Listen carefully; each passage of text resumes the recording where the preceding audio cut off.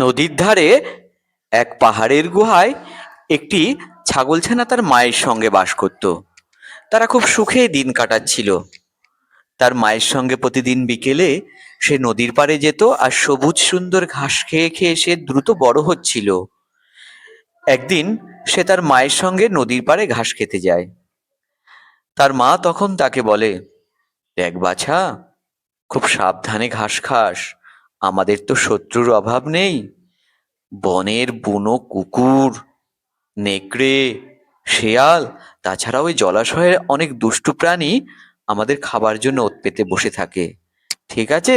এই বলে তারা বাড়ি ফিরল। পরের দিন ছোট্ট ছানাটি একা একা সাহস করে নদীর পাড়ে গেল।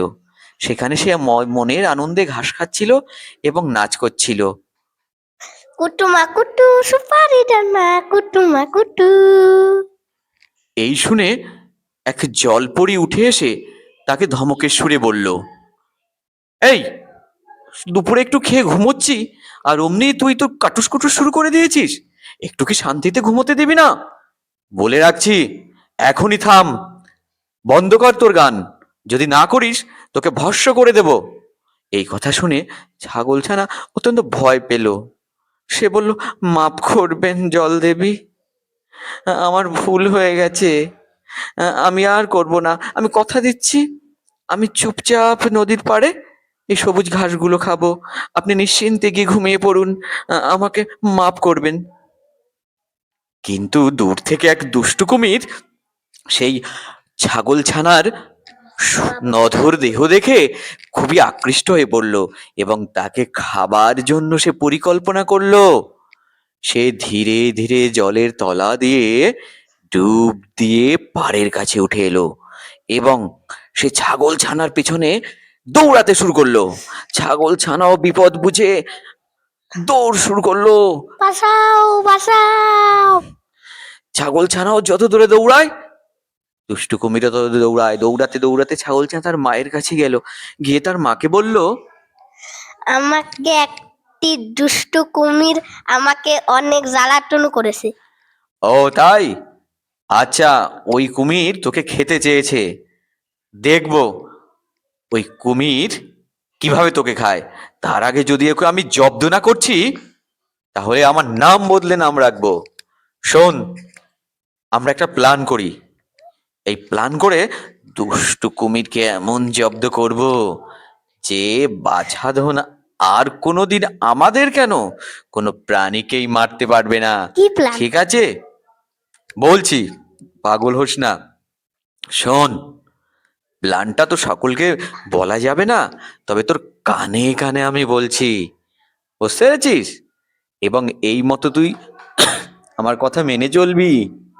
শোন, এই বলে সেই ছাগল ছানা এবং তার মা পরের দিন হেঁটে হেঁটে নদীর পাড়ে, যেখানে ওই দুষ্টু কুমিরটা থাকে, সেখানে গেল। গিয়ে খুব নরম গলায় সে সেই কুমিরকে ডাকতে লাগলো, ও কুমির ভাই, ও কুমির ভাই, বাইরে এসো। ছাগলের ডাক শুনে কুমিরটি জলের উপরে উঠে এলো। বলল, কি বলছো তোমরা দুজন? তখন ছাগলের মা বলল, আমরা দীর্ঘদিন ধরে দেখছি তুমি অত্যন্ত ক্ষুধার্ত, তোমার পেটে অনেক খিদে, অথচ তুমি ভালো খেতেও পাচ্ছ না।